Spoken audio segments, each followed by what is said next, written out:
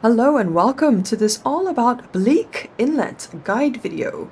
In this video, I will be going over some key information to help you get familiar with the Bleak Inlet region in the Long Dark. I'll be going over things like shelter options, wildlife, loot, advice on exploring, and much more. Feel free to check out the timestamps in the description to jump to the information you need. A very brief background. Bleak Inlet was the 10th main region released for the Long Dark. It is an inlet located on the coastal side of Great Bear, most famously home to the last resort Cannery, where you can gain access to an ammunition workbench and a milling station, which were also first introduced with the release of Bleak Inlet. It is also the first region in survival mode to introduce Timberwolves, of which there are plenty to be found here, and it tends to have more auroras than other regions. Map overview. Bleak Inlet consists of two main areas, the higher plateau and the lower valley.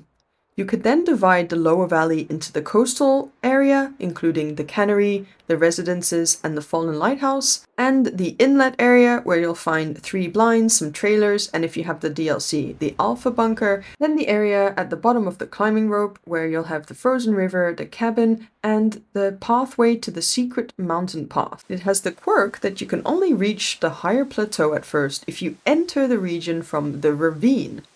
It is important to know this, as in order to gain access to the part of the cannery containing the workbenches, you'll need to pass by the higher plateau first. Once you have deployed a rope connecting the higher and lower area, you can freely move between them.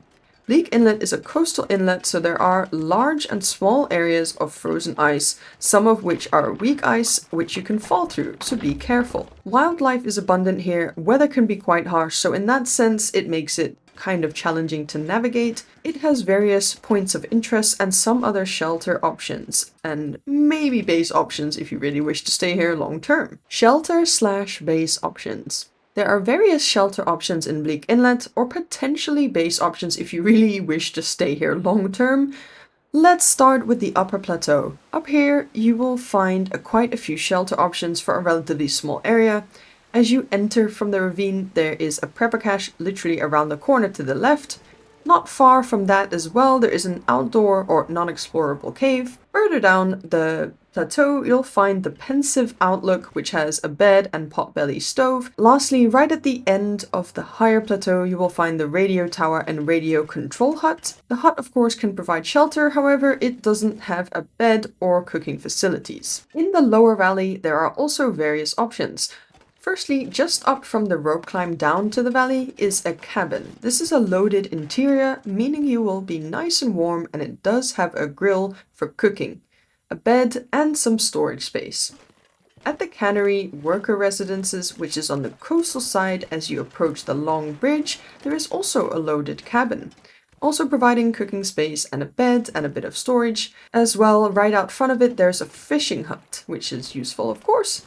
These cabins could potentially be used as longer-term bases if you so wish. Further onto the ice is the Fallen Lighthouse, which does have a 6-burner stove. However, it is not fully protected from the elements, so you'll need to watch your warmth. The Cannery complex also has the trailer, where warmth won't be an issue. There is also a break room area which has a fire barrel and a bed, though it is only partially sheltered as well, so you'll have to watch your warmth. Once you have gained access to the workshop where the ammunition workbench and milling station is, this could also be used as shelter or as a base if you wish. There is a fire barrel inside here as well, however, no beds. As far as other shelter in Bleak Inlet, there are 2 spots with some trailers, one on the coastal side a bit further up from the cannery, and the other being a bit towards the frozen delta from the cannery. There are also 3 hunters' blinds around the delta too, as well as some outdoor non-explorable caves. Careful they're not bear caves though. The Cannery. As the Cannery is one of the main reasons a player may venture into Bleak Inlet, I just wanted to add some specific information regarding it. At the Cannery, there is a workshop which can only be reached via a parkour-like puzzly path, and it needs a code and an aurora to be accessed for the first time. The code to access it, no it can't be guessed or looked up, is located in the Echo 1 radio hut on the higher plateau. I always advise to enter Bleak Inlet for the first time via the Ravine, which leads you to the upper valley, as then you can pass by the radio hut for the code and deploy the rope which connects the higher and lower area. If you enter for the first time from the lower area, so from Forlorn Muskeg, or you spawn in the lower valley, you will not be able to access the higher plateau. As mentioned, an Aurora will be needed to enter the code for the first time at the workshop, and after this you can access it anytime. Another important warning is that the workshop contains a wolf, Fluffy, which you'll need to deal with the first time you enter, so watch out. Keep an eye out as well for live wires inside the workshop during an Aurora, as they can cause harm or even death. I have a video going over the steps to gain access, including routes and other more specific information about gunsmithing and basically the ammunition and milling workstation. All about that, I'll link it in the description for more specific information about that. Transition zones. Transition zones are locations in a main region which let you move into a different region. Bleak Inlet is a main region in the game with 2 transition zones. Firstly, to the Ravine through a walking transition on the upper plateau. This is the transition you should enter from if you are coming to Bleak Inlet for the first time, as then you can get the code for the Cannery workshop. Number 2, to Forlorn Muskeg through a cave system on the lower valley. Prepper cache. There is a prepper cache located in Bleak Inlet. I will show you the route to the prepper cache, starting at the transition from the Ravine as a starting point. The reason I'm starting here is because literally it's around the corner from the transition. So let me just show you the route here. As you enter from the Ravine, you'll start up here and you'll see 2 of these fallen trees. Go down these and then go up this hill.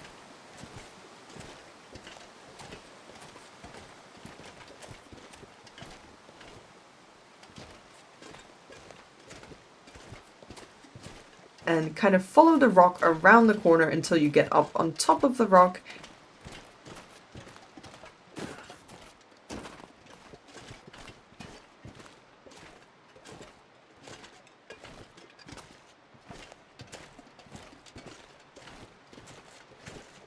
And here you will find the prepper cache, very nearby the entrance. Facilities. As far as workbenches go, in Bleak Inlet you will find a normal workbench inside the workshop at the Cannery, as well as the ammunition workbench / forge and milling station. The ammunition workbench allows you to craft bullets, among other things like noisemakers, which is why you should always pick up your rifle and revolver casings. The milling station allows you to repair your guns or tools with scrap metal. The machine only works during an Aurora though, as it requires power. I have a video going over all the gunsmithing related information, which I'll link in the description if you want more specifics about that. Cooking wise, on the upper plateau at Pensive Lookout there is a potbelly stove with 1 cooking slot. In the lower area there are a few cooking options. In the cabin up from the rope climb, you'll find a rim grill with 2 cooking slots. In the Cannery worker residence cabin, you will find a fireplace with 2 cooking slots. As well, each fishing hut, which there are 2 of, have a potbelly stove, and of course allow you to fish as well. At the Fallen Lighthouse, there is a 6-burner stove. Just note it's not fully sheltered here, so watch out for your warmth. At the Cannery area, the break room, the small room outside the workshop, and inside the workshop all have a fire barrel, providing 2 cooking slots each. Beds and some storage can be found in most interiors like the cabins, the trailers, although not all the trailers, and Pensive Lookout. There is, however, no bed inside the Cannery workshop or in the radio hut, so you'll need to use a bedroll to sleep inside there. Loot. Loot-wise, there is plenty to be found in Bleak Inlet. Of course, as always, this will depend on the difficulty level you are playing. Of course, guns and some tools, the hatchet and hunting knife, do not spawn at all on Interloper or higher. With some general loot information, there are a few spots to potentially find a rifle in Bleak Inlet, for example at the end of the secret mountain path or in the workers' residence cabin. Revolvers may also be found, for example, in the Cannery workshop or in the Echo 1 radio hut.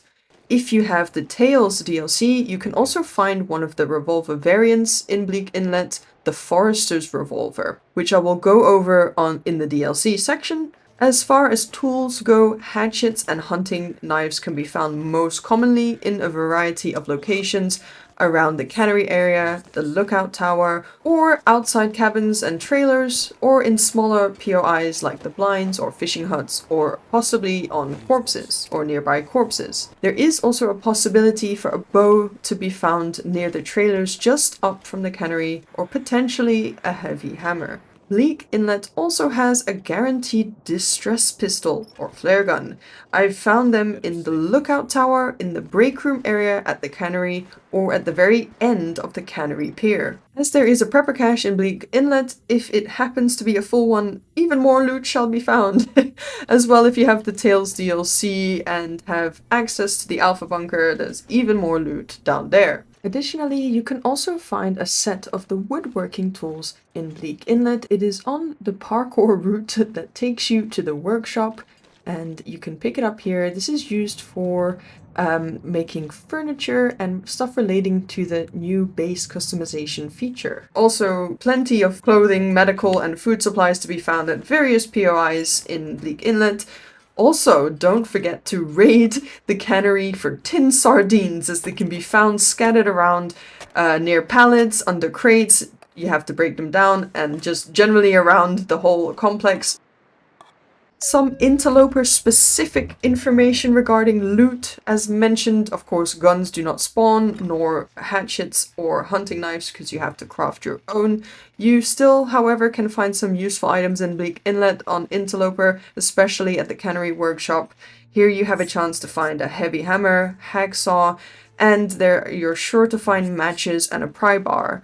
There are also a few spots on Bleak Inlet on Interloper where you can find a bedroll, such as in the break room at the Cannery, or in one of the areas nearby the workshops, or out at the Fallen Lighthouse, or possibly in a cave on this isolated island out on the frozen bay. A distress pistol on Interloper might be found at the Cannery, for example in the break room or at the end of the pier. Natural resources. In Bleak Inlet you will find rose hips, reishi mushrooms, old beard lichen, cattails, birch and maple saplings, birch bark, burdock, and salt. However, you will not find any acorns. Wildlife.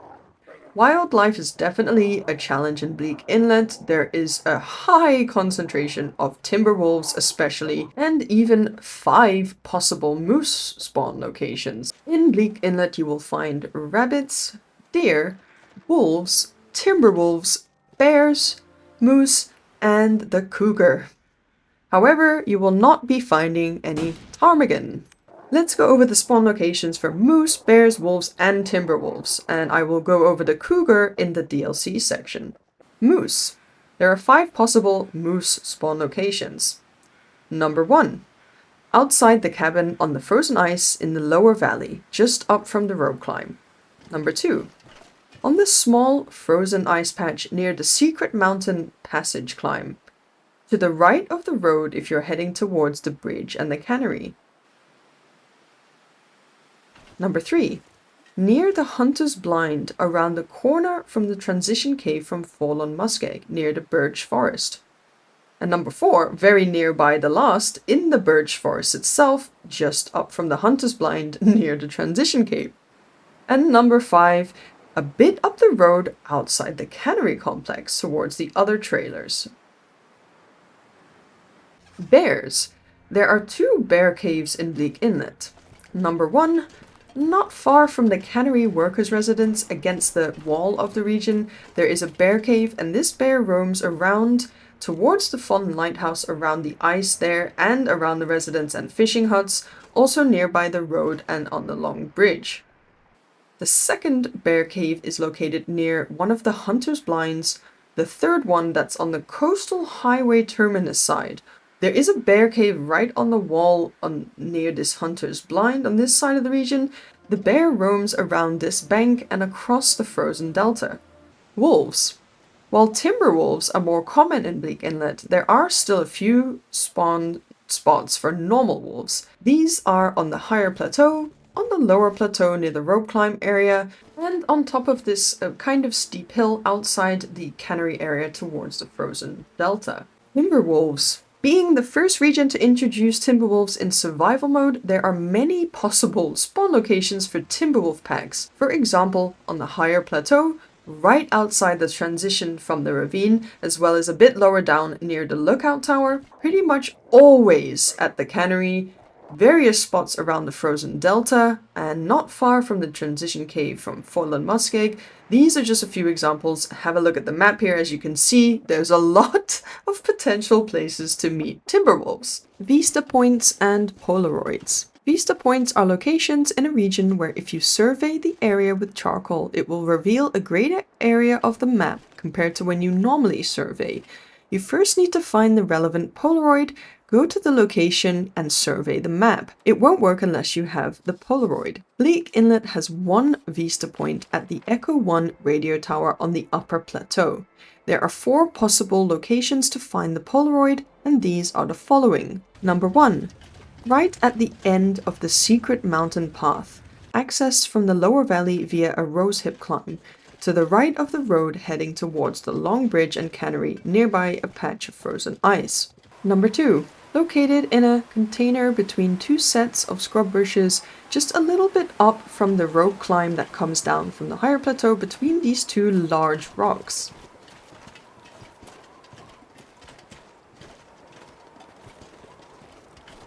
Number 3. In a container found at the base of the fallen lighthouse, like on the ice side. Number 4. At the Hunter's Blind nearest the coastal highway terminus point of interest. Same location as for one of the Memento caches. Mementos. Mementos are a collectible which you can find throughout Great Bear, which lead you to either a hidden cache with some loot, or they hint at a landmark or transition zone. The way it works is you first need to find a node which correlates to a certain cache. You won't be able to access these caches without having found the node first, and sometimes they also come with a key. Bleak Inlet has 2 Memento caches and 1 Memento hint. Cache 1. Under the visor in one of the cars near Echo 1 Tower on the higher plateau, you'll find a note and a key. This leads you to a cache located in the lower valley at the Hunter's Blind nearest the coastal highway terminus POI. Be warned, there is a bear cave nearby and possibly wolves or timberwolves. This will contain noisemakers and ammo. Please note this is not available on Interloper. Cache 2. The second to last car on the far end from the cannery of the Long Bridge. You will find a note and a key. This leads you to a cache found in the back of a truck along the road from the cannery towards the broken bridge or the coastal highway terminus. This can contain clothing such as a military coat, Cowichan sweater, or fisherman sweater. Please note this is also not available on Interloper. Hint. Found in the car nearest the cannery side of the long bridge, you will find a note which hints you towards the fallen lighthouse. DLC content. Just wanted to go over some information that may be relevant if you have the Tales from the Far Territory DLC. First of all, the Cougar. The Cougar does appear in Bleak Inlet. The first territory it will occupy is right around where the Alpha Bunker entrance is, and not too far from the Forlorn Muskeg transition cave. My tip is always to head up to the secret mountain path and hope you can spot and snipe the Cougar from up there if you want to try avoid a head-on battle. Just note, however, I have experienced that sometimes if you snipe the Cougar from a certain distance, the territory will not expand after you've killed it, and I think this is because you don't actually then engage it from a certain distance, and maybe that's why. Anyway, this is something I've personally experienced as a little glitch, so if you do snipe him from a distance, it might also be a way to counteract him expanding his territory. The second territory it will expand to if killed is nearby the washed out trailers, down from the frozen delta in the direction of the cannery.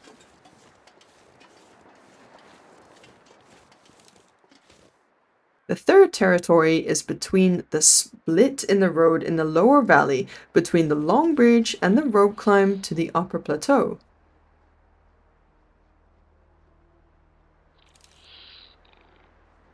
The Alpha Bunker. As part of the Signal Void Tail, you'll need to find the Alpha Bunker. For this one, you will need to have fixed up the transmission tower in Forlorn Muskeg first. I have a video going over this specifically, which I will link in the description if you want more info on that. Once the tower in Forlorn Muskeg is fixed up, you will need to, in an Aurora, follow the radio signal to uncover the Alpha bunker in Bleak Inlet. It is located not far from the transition cave from Forlorn Muskeg in the lower valley. Be warned that the Cougar does roam right around this bunker as its first territory, so be prepared for an encounter.